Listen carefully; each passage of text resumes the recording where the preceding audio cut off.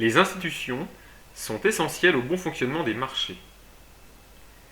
Elles désignent des modes d'organisation et de fonctionnement durablement établis. Elles consistent en des règles explicites ou implicites encadrant les comportements économiques. Souvent, elles désignent aussi les organisations les produisant. Les institutions marchandes sont particulièrement importantes.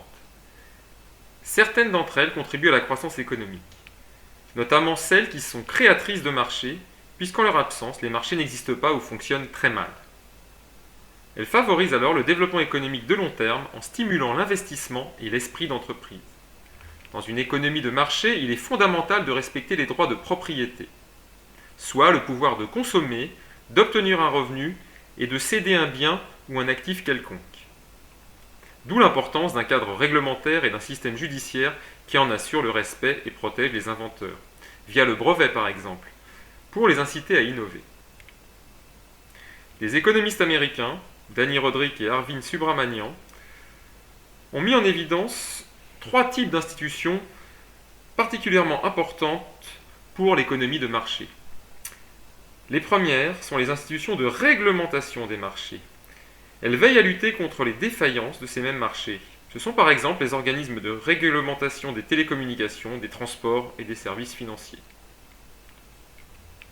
Les institutions de stabilisation des marchés garantissent une inflation faible, réduisent au minimum l'instabilité macroéconomique et évitent les crises financières.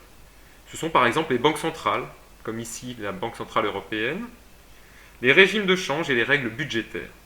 Elles ont une fonction de régulation de la conjoncture pour renforcer la capacité de résistance aux chocs des économies.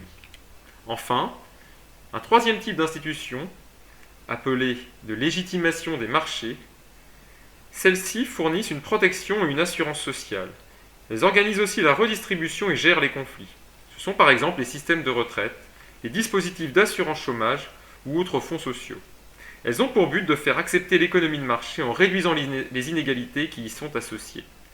La sécurité sociale, par exemple, en France.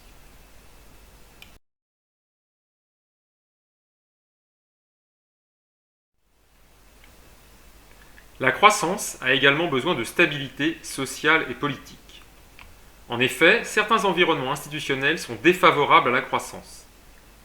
Dans les pays en guerre, instables politiquement ou encore fortement gangrénés par la corruption, le cadre institutionnel devient un frein au développement économique.